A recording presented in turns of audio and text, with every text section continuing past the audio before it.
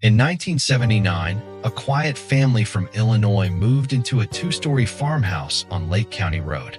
They wanted peace, space, and a fresh start. But within a week, their dream home turned into something from a nightmare. This is not a story from a movie. This is a real horror incident, documented by local police and neighbors who still refuse to go near that house.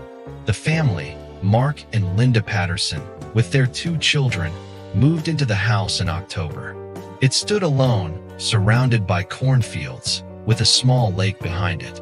The first night seemed calm, but Linda said she couldn't sleep. She heard footsteps in the attic, slow and heavy, as if someone was dragging their feet. Mark checked the entire attic. It was empty. The next morning, their front door was wide open, though it had been locked from the inside. Strange things followed. Objects moved from one room to another. A clock that hadn't worked in years suddenly started ticking, only at 3:15 a.m. every night. The children began to talk about the woman upstairs. They said she wore a white dress and smiled without blinking.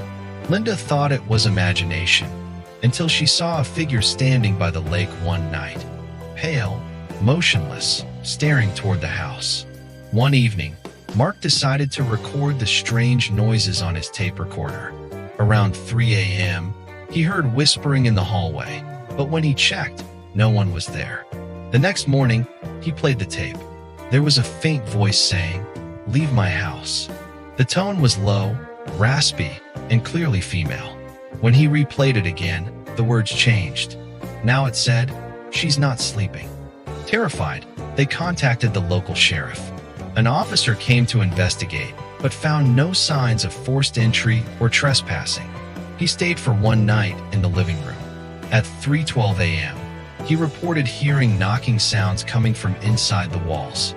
3 knocks, repeating every few seconds. When he checked the kitchen, all the chairs were upside down. The next morning, he told Mark, "You need to leave this place." He never filed the full report. Desperate, Linda called a local priest from the nearby church. He arrived with holy water and began to bless the house. But as he entered the basement, his candle went out on its own.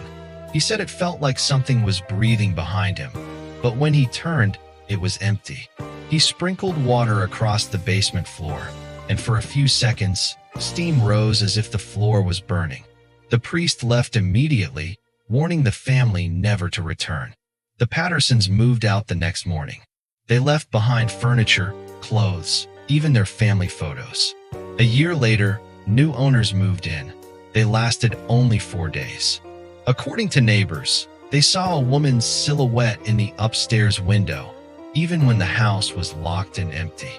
The house was later sealed by the county after multiple reports of unexplained fires starting in the basement.